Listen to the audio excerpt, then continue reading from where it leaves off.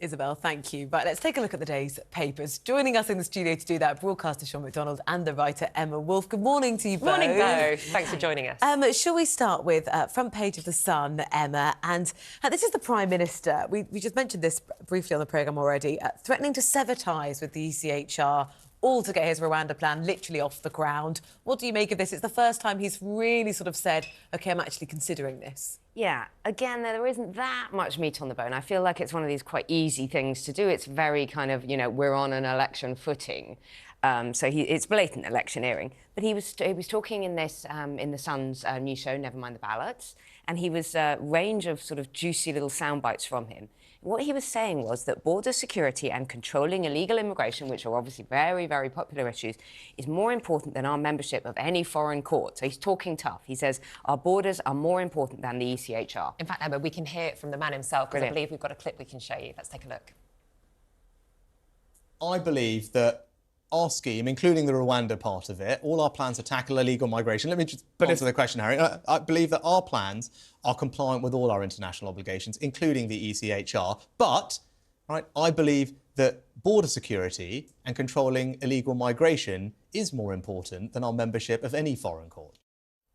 Is it more important, Sean? Not for me, no. I find it quite troubling. But again, like you say, there's kind of no meat on the bone here. I think it's soundbite without any substance. We're obviously approaching election time.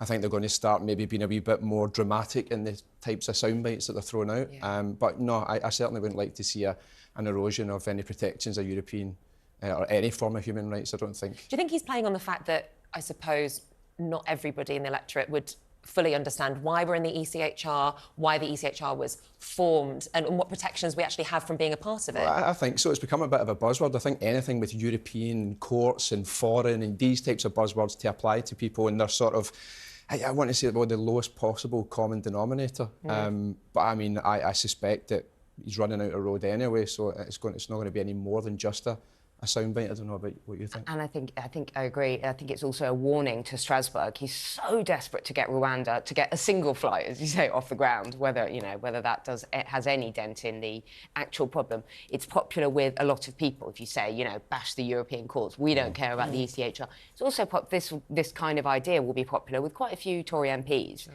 But I think it's a shot across the bows to Strasbourg to say, do you know what? Don't block us on Rwanda. We can, you know, we are going to do this. Should we move to the Telegraph, Sean? And the idea here, let us know what you think about this.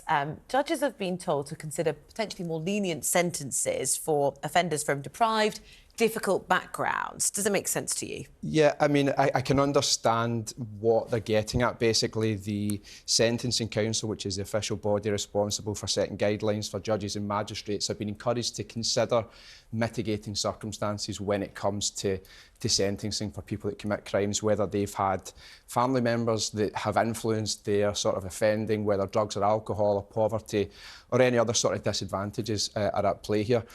I think it's probably misguided, to be honest, because first of all, it can create a sort of disparity between people who come from so-called better-off backgrounds. Do they not then have the sort of same leniency applied? I think it also makes the sort of presupposition that someone who comes from a deprived background may be more likely or liable to sort of commit crimes anyway, which is saying, do you know what, you come from a poor area, but that was likely to happen to you, that's a wee shame for you.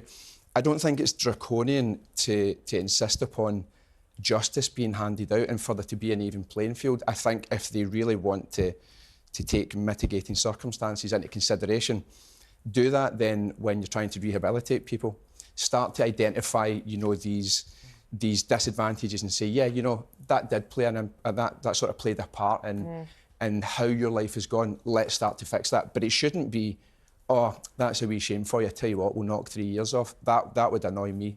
Interesting. Emma, isn't it not the case that, you know, judges have always had the ability to sentence according to, you know, the pleas of the guilty party, the statements, the character statements that other people give to court? They do try and get a full picture of the person. So why should this be any different? I mean, I had assumed that this is kind of taken into context in terms of the whole picture, in terms of someone's background and the kind of crimes they're committing.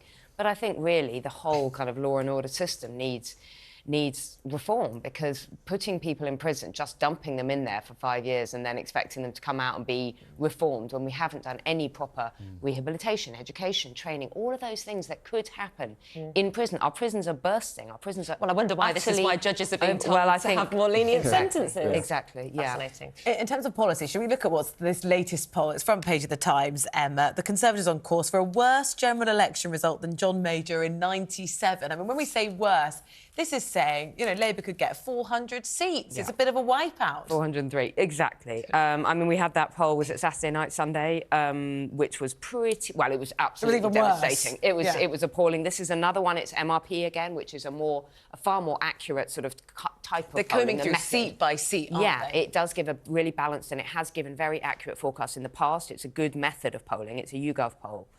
And it really, I mean, it's talking about cabinet casualties. Jeremy Hunt, of course, the Chancellor, would be wiped out.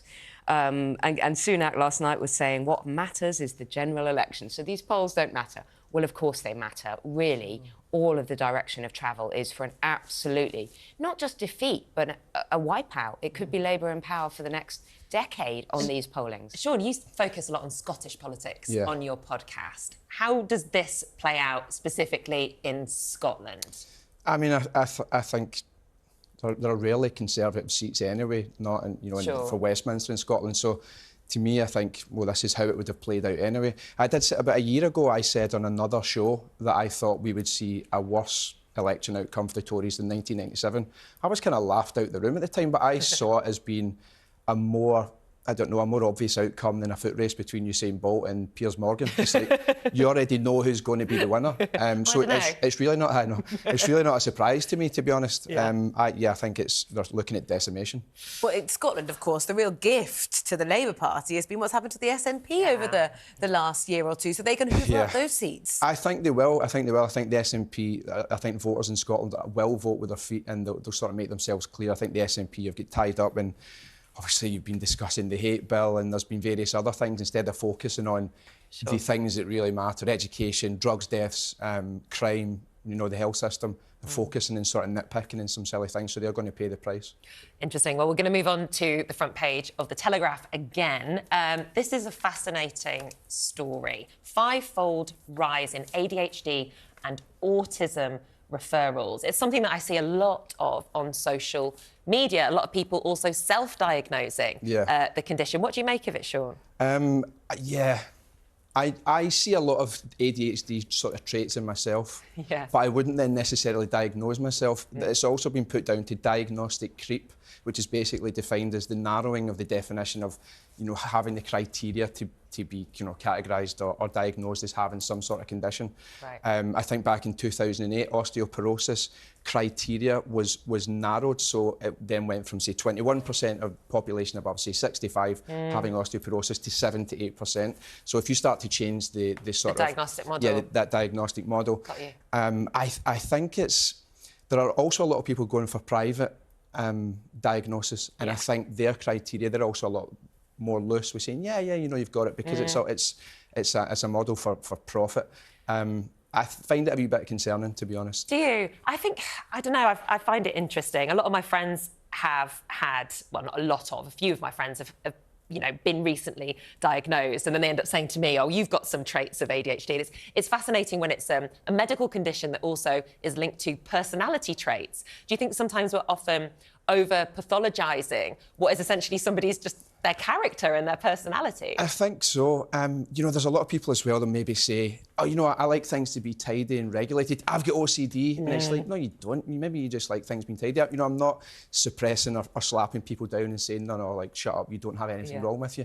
But it's maybe, I don't know, is it maybe just the generation that we're in, or the sort of time period that we're in, we're a wee bit more fragile? I think there's something in that. What do you there is reckon? concern, that it becomes fashionable to have a label like this. I mean, Emma, what do you think is actually behind this? Well, I think the pandemic's played a huge role in terms of people. For me, it's a big concern, because I have a young child and I see more and more children in nurseries and in schools being diagnosed with ADHD. And I'm sorry, but a lot of that is normal toddler, young child behaviour. A lot of attention deficit, that's what a young child is. A lot of hyperactivity, that's what a young child is. So I think to label, to give someone it's your choice as an adult if you want to go to a private psychiatrist and be put on medication and all of that. But when you're being put on medication, potentially very strong medication, for life from a young age, or when you're being given, you know, special educational needs or learning differently, I do actually think that we need to look at what's normal and what's not. And, you know, we've seen a massive rise in anxiety disorders and depression and all of those diagnoses, all of these kind of mental health conditions. Of course, people are struggling in different ways, and we need to look at that. But I don't think slapping a label on people is helpful. I think there's something in the fact that there seems to be a lot of futility. It's hard to buy a house. Yeah. You know, the options or possibilities for What is people. normal has changed, as Emma was people just saying. It seems very limited, and I understand why people would be miserable, and sometimes you're maybe looking for some sort of explanation. Yes. Or is there something? We're always looking for a way to explain things, and then this could be quite convenient. And Anxiety is real. Yeah, we probably all do have some of these traits to some varying degree, so you could look at anything and go, your confirmation bias kicks in, you think, oh yeah, no, that's me. Like, I'm guilty of that. I go on TikTok and diagnose myself with all sorts on a daily basis. Sean, Emma, thank you both so much. So we're back with us in the studio in just under an hour to go through more stories inside the papers.